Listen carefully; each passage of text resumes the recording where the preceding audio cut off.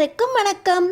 நம்ம அழகே அழகு சீரியலில் நம்ம சுரேஷ் அழகுமதிக்காக தங்கராஜையே கழுத்தை பிடிச்சி வெளியே தள்ளுறாரு. போயும் அழகுமதிக்காக தங்கராஜையே நீ வீட்டை விட்டு வெளியே தள்ளுறியா அப்படின்னு எல்லாருமே கோபத்தோட சுரேஷ் பார்க்க, உண்மையிலேயே நம்ம அழகுமதி சுரேஷை ஏற்றுக்கிட்டாங்களா? நம்ம அழகுமதிக்காக தான் சுரேஷ் தங்கராஜை வீட்டை விட்டு வெளியே தள்ளினாரா? தெரிஞ்சுக்கிறதுக்கு இந்த வீடியோக்கு ஒரு லைக் போட்டுக்கோங்க. ஸோ பார்த்தீங்கன்னா நம்ம அழகுமதி சுரேஷ் கேஸை வாபஸ் வாங்கிட்டு வீட்டுக்கு வர, நம்ம அழகுமதி கேஸை வாபஸ் வாங்கிட்டு வீட்டுக்கு வந்ததுக்கப்புறம் மறுபடியும் இந்த ராகவனும் ராஜலக்ஷ்மியும் உங்கள் பொண்ணுக்கு சொல்லி கொடுங்க, இந்த வீட்டுக்குன்னு ஒரு சில கட்டுக்கோப்பான பழக்க வழக்கங்கள் இருக்குது, அதெல்லாம் மதித்து நடக்கணும், கல்யாணம் பண்ணிட்டு வந்ததுக்கப்புறம் இந்த வீட்டு பழக்க வழக்கத்துக்கு பணிஞ்சு போகணும் அப்படின்னு சொல்லி கொடுங்க அப்படின்னு இந்த ராகவனும் ராஜலக்ஷ்மியும் சொல்ல, ராமமூர்த்தி வாயை திறக்கிறதுக்கு முன்னாடியே நம்ம அழகுமதி என் விருப்பத்தை கேட்டால் நீங்கள் இந்த கல்யாணத்தை பண்ணி வச்சிங்க, ஒரே நைட்டில் நான் இந்த கல்யாணம் வேண்டான்னு சொல்லியும் வற்புறுத்தி என்ன இந்த கல்யாணத்தை பண்ணி வச்சிட்டிங்க, இதுக்கப்புறம் நீங்கள் இந்த வீட்டு வாசப்படியே மிதிக்காதீங்க அப்படின்னு நம்ம அழகுமதி சொல்லிக்கிட்டு இருக்கும்போதே இந்த ராகவனும் ராஜலக்ஷ்மியும், என்னம்மா சும்மா விருப்பத்தை கேட்டு கல்யாணம் பண்ணல, ஒரே நைட்லேயே கல்யாணம் பண்ணிட்டீங்க அப்படின்னு நீ கதை சொல்லிக்கிட்டு இருக்க, ஒரே நைட்டில் நடந்த கல்யாணம் அப்படிங்கிறதுனால தான் உங்கள் அப்பா அம்மாவுக்கு வரதட்சணை கொடுக்குற செலவு இல்லை, ஒத்த பைசா சீர் சனத்தி கொடுக்குற செலவு இல்லை, வந்தாங்க மேடையில் உட்கார வச்சாங்க, கல்யாணத்தை முடித்த உடனே கல்யாண செலவுக்கு கூட காசு கொடுக்கல, மண்டபத்திலேருந்து கல்யாண செலவுலேருந்து நீ கட்டியிருக்க தாலியிலேருந்து எல்லாமே எங்கள் வீட்டு செலவு, நீ ஏதாவது பொட்டு தங்கம் போட்டு வந்தியா, சீர்சனத்தை ஏதாவது உங்கள் அப்பா அம்மா கொடுத்தாங்களா, உன்னை இந்த கல்யாண மண்டபத்தில் ஏற்றுறதுக்கு என் மாப்பிள்ளை உங்கள் அப்பாவுக்கு ஒரு வீடு வேலை, அது மட்டுமா உங்கள் அப்பாவுக்கு மருத்துவ செலவுலேருந்து லட்சக்கணக்கில் செலவு பண்ணியிருக்காங்க, மறுபடியும் என்னமோ தியாகம் பண்ண மாதிரி உங்கள் அப்பா இங்கே வர வேண்டாம் அப்படின்னு நீ வீட்டை விட்டு வெளியவே விரட்ட பார்க்குறியா, உங்கள் அப்பாவுக்கு செலவு வைக்காமல் இருக்கணும்னு நினச்சிக்கிட்டு இந்த மாதிரி பிளான் போட்டுக்கிட்டு இருக்கியா அப்படின்னு ராஜலக்ஷ்மி கேட்குறாங்க. உங்கள் பிள்ளைக்கு வேலை இல்லை, கல்யாணம் நின்று போச்சு, அதை சரி பண்ணுறதுக்கு தானே என்னை கல்யாணம் பண்ணி வச்சிங்க, எனக்காக என்னமோ கல்யாணம் பண்ணி வச்ச மாதிரி எங்கள் அப்பா கிட்டே நீங்கள் கம்ப்ளைண்ட்டாக வாசிச்சுக்கிட்டு இருக்கீங்க அப்படின்னு நம்ம அழகுமதி மறுபடியும் கேட்க, வீட்டை கட்டிப்பாரு கல்யாணத்தை பண்ணிப்பாருன்னு சொல்லுவாங்க, 2 பிரச்சனையும் இல்லாமல் என் மாப்பிள்ளை 2 பிரச்சனையுமே உங்கள் அப்பனுக்கு தீர்த்து வச்சிருக்காரு, அது மட்டும் இல்லாமல் போகிற காலத்தில் மருத்துவ செலவையும் பார்த்துக்கிட்டு இருக்காங்க எங்கள் மாப்பிள்ளை, அவருக்கு கொடுக்க வேண்டிய மரியாதையை டபுள் பங்காக கொடுக்கறத விட்டுட்டு உங்கள் அப்பாவுக்கு மரியாதை இல்லை, உங்கள் அம்மாவுக்கு மரியாதை இல்லை, உடம்பு சரியில்லாத கூட்டு வந்துட்டோம் அப்படின்னு கதையாக பேசி அவரை இங்கேருந்து அமுச்சு வச்சுட்டு நிம்மதியாக நீ கல்யாண வாழ்க்கை வாழலான்னு நினச்சிக்கிட்டு இருக்கியா, யார் வரதட்சணை சீர் சனத்தி கல்யாண செலவெல்லாம் கொடுக்கறது, உங்கள் அப்பா நான் கூப்பிட்றப்ப வரணும், நாங்கள் கேட்குறத கொடுக்கணும், நீ இந்த வீட்டு மருமகளாக கட்டுப்பாடுகளை மதித்து நடக்கணும் அப்படின்னு ராஜலக்ஷ்மி நம்ம அழகுமதி கிட்ட சொல்ல, அப்பா இந்த குடும்பத்தை தான் நல்ல குடும்பம்னு நம்பி என்னை கல்யாணம் பண்ணி அமுச்சு வச்சுருக்கீங்க,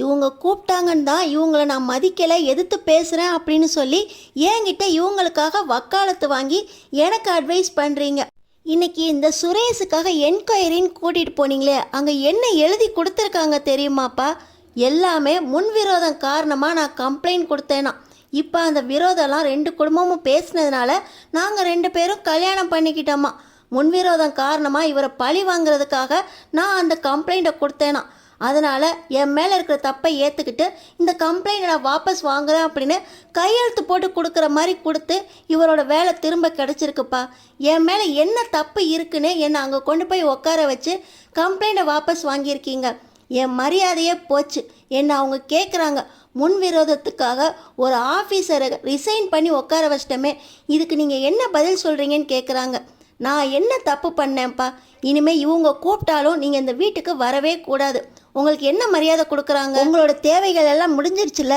இனிமேல் இந்த வீட்டிலேருந்து யார் கூப்பிட்டாலும் நீங்கள் வரக்கூடாது, உங்கள்கிட்ட பேசணும்னு தோணுச்சுன்னா நானே ஃபோன் போடுறேன், இவங்களே உங்களுக்கு ஃபோன் போட்டு கூப்பிட்டாலும் நீங்கள் வரவே கூடாது, இப்போயே வீட்டை விட்டு வெளியே போங்க அப்படின்னு மனசை கல்லாக்கிக்கிட்டு நம்ம அழகுமதி காஞ்சனாவையும் ராமமூர்த்தியையும் கழுத்தை பிடிச்சி வெளியே தள்ளாத குறையா வெளியே போங்கன்னு சொல்லிடுறாங்க. இதை பார்த்துக்கிட்டு இருந்த சுரேஷுக்கு மனசுக்குள்ள ஒரு வலி வந்துடுது, மாமா தங்கராஜ் சொன்னதுனால மதி என் மேலே போட்ட கேஸையே அவங்க அப்பாக்காக வாபஸ் வாங்கிட்டா, மாமா என்ன எழுதி கொடுத்துருக்காரு அப்படிங்கிறத நான் வாசிச்சு கூட பார்க்கல, முன்விரோதம் காரணமாக அவ என் மேலே கேஸ் கொடுத்துருக்காளாம், இதையும் அவள் ஏற்றுக்கிட்டு எனக்காக அங்கே வந்து சைனையும் போட்டு கொடுத்து என் வேலையை திரும்ப வாங்கி கொடுத்துருக்கா, ஒரே நாள் நைட்டில் அவங்க அப்பாவுக்கு ஹார்ட் அட்டாக் வர அளவுக்கு வர வச்சு அவங்க அப்பா அழகுமதியை கல்யாணத்துக்கு சம்மதிக்க வச்சுருக்காங்க. ஒரு வார்த்தை கூட பேசாமல் என் கையால் தாலியும் வாங்கிக்கிட்டா. இப்போ எனக்காக என்கொயரிக்கு வந்து வேலையும் வாங்கி கொடுத்துட்டா. அப்பாவும் அம்மாவும் அவ்வளவு திட்டியும் ஒரு வார்த்தை கூட அவள் இது வரைக்கும் பேசுகிற எதிர்த்து. ஆனால் எதிர்த்து பேசுகிறா, பழக்க வழக்கங்களை ஏற்றுக்கலாம் அப்படின்னு அவங்க அப்பா அம்மாவை கூப்பிட்டு வச்சு மரியாதையே கொடுக்காம இன்னும் கம்ப்ளைண்ட்டை வேற வாசிச்சுக்கிட்டு இருக்காங்களே அப்படின்னு சுரேஷுக்கு மனசுக்குள்ளே ரொம்ப நெருடலாக இருக்குது. நம்ம அழகுமதி மேலே ஒரு மரியாதை வருது. தனக்காக தான் இவ்வளவு பழியையும் ஏற்றுக்கிட்டு அப்பா அம்மாவை வீட்டை விட்டு வெளியே போங்கன்னு சொல்லிட்டா. இந்த வீட்டில் அவளுக்குன்னு யாருமே ஆதரவாக இல்லையே, நம்மளாவது ஆதரவாக இருக்கணும் அப்படின்னு நம்ம சுரேஷுக்கு அழகுமதி மேலே ஒரு சின்ன காதல் துளிர்த்திருக்கு. நம்ம அழகுமதியோட அப்பாவும் அம்மாவும் வெளியே போனதுக்கப்புறம் நம்ம அழகுமதி ரூமுக்குள்ளே போய் கட்டிலில் கலையை குனிஞ்சு உட்காந்துருக்காங்க. இப்போ சுரேஷ் இதோ வந்துடுறேன்ப்பா அப்படின்னு சொல்லிட்டு நேராக ரூமுக்குள்ளே போகிறாரு. இவன் என்ன பொண்டாட்டி பின்னாடியே போகிற மாதிரி இருக்கே அப்படின்னு தங்கராஜுக்கு மனசுக்குள்ளே தோணுது. ஆனால் பார்த்தீங்கன்னா நம்ம அழகு மலர் அவங்களுக்கு விருந்தே சமைச்சு வச்சுருக்காங்க. யாருக்காக? சுரேஷுக்கு வேலை திரும்ப கிடச்சிருச்சு, அதை கொண்டாடுறதுக்காக.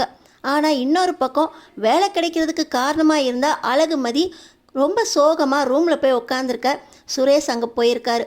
அங்கே போனதுக்கப்புறம் பார்த்தா நம்ம அழகுமதி கீழே குனிஞ்சு கண்ணீர் கீழே கொட்டுறதை பார்த்த உடனே நம்ம சுரேஷுக்கு மனசு ரொம்ப வலிக்க ஆரம்பிச்சிருது.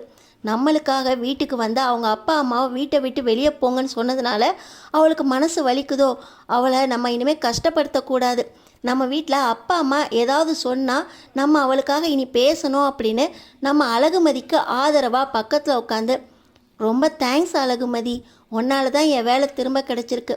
உங்கள் அப்பாவையும் அம்மாவையும் எங்கள் அப்பா அம்மா பேசினது தப்பு தான், ஆனால் அவங்க முன்னாடி பேசி எனக்கு பழக்கம் இல்லை, என்னை மன்னிச்சிரு அழகுமதி, இனிமேல் உனக்கு எந்த குறையும் இல்லாமல் கண்டிப்பாக நான் பார்த்துக்கிறதுக்கு முயற்சி பண்ணுறேன் அப்படின்னு சுரேஷ் சொல்கிறாரு.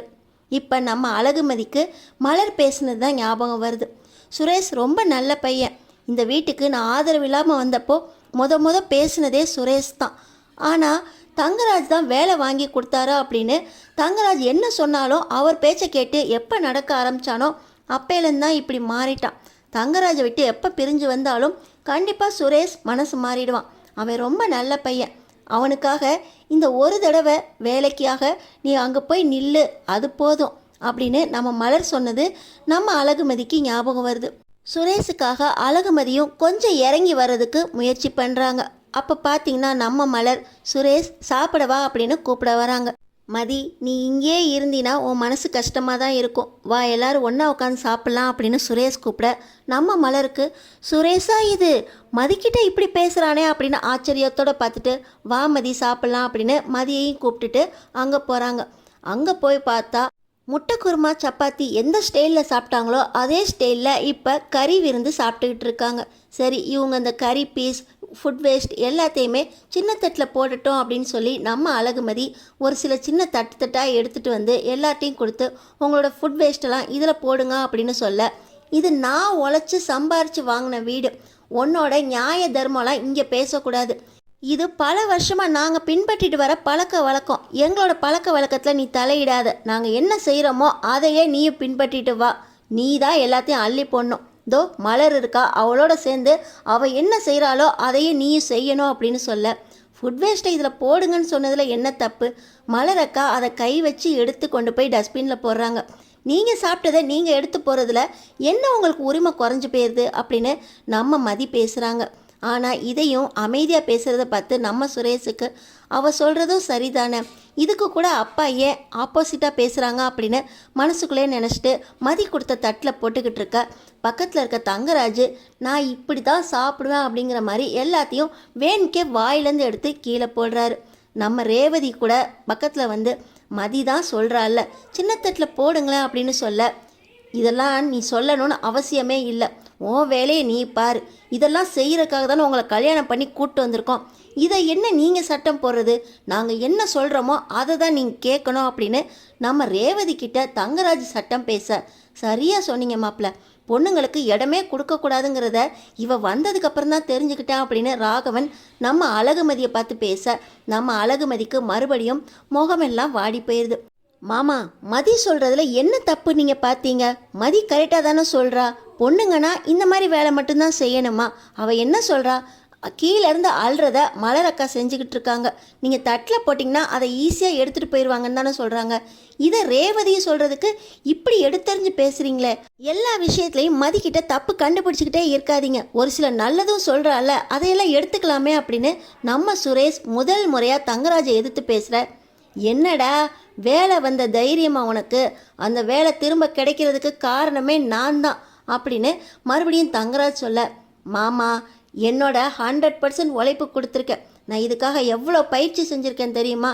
மறுபடியும் அந்த வேலை உங்களால் தான் கிடச்சிச்சின்னு சொல்லாதீங்க மாமா அப்படின்னு சொல்ல, நான் இல்லாமல் உனக்கு அந்த வேலை கிடச்சிருச்சா அப்படின்னு சொல்ல, என் வேலை சஸ்பெண்ட் ஆனதுக்கு காரணமே நீங்கள் தானே மாமா. உங்கள் பேச்சை கேட்டு கட்ட பஞ்சாயத்து பண்ணி அந்த பாவப்பட்ட ஸ்டூடெண்ட்ஸை அடித்ததுனால தானே மாமா நான் சஸ்பெண்ட் ஆனது. இதுக்காக அழகுமதியை பழி வாங்கி கல்யாணம் பண்ணி பாருங்கள், அவள் மேலே தான் எல்லா தப்புன்னு சொல்லி அங்கே கொண்டு போய் சைன் போட வச்சு அவள் தலை குனிஞ்சு நின்னா மாமா. என்னோட வேலை திரும்ப கிடைக்கிறதுக்கு காரணம் நீங்கள் இல்லை, முழுக்க அழகுமதி தான் மாமா அப்படின்னு சுரேஷ் தங்கராஜ்கிட்ட சொல்ல, ஓஹோ, என்னை விட உனக்கு இப்போ அழகுமதி பெருசாக தெரிஞ்சிட்டாளா? அவ தான் உனக்கு இந்த வேலையை திரும்ப வாங்கி கொடுத்தாளா? அப்போ நான் உனக்கு காரணம் இல்லை, நான் உனக்கு இப்போ தேவையில்லாதவன் ஆயிட்டேன். இதுக்கு நீ என்ன கழுத்தை பிடிச்சி வெளியே போடான்னு சொல்லியிருக்கலாமே. ரேவதி, வா நம்ம வீட்டுக்கு போகலாம். இனி இந்த வீட்டுக்கு வரவே மாட்டேன். என்னை நீ தேடி வந்துடாத சுரேஷ் அப்படின்னு சொல்லி அழகுமதியை கூட்டிக்கிட்டு ரொம்ப கோவமாக தங்கராஜ் வெளியே போக, டேய் சுரேஷ், மாப்பிள்ளைக்கிட்டேடா இப்படி பேசிட்டா அப்படின்னு இந்த ராகவனும் ராஜலட்சுமி, மாப்பிள்ளை அவனை 2 அடி கூட அடிச்சிருங்க, இப்படி கோவப்பட்டு வீட்டை விட்டு வெளியே போகாதீங்க அப்படின்னு பின்னாடியே போகிறாங்க.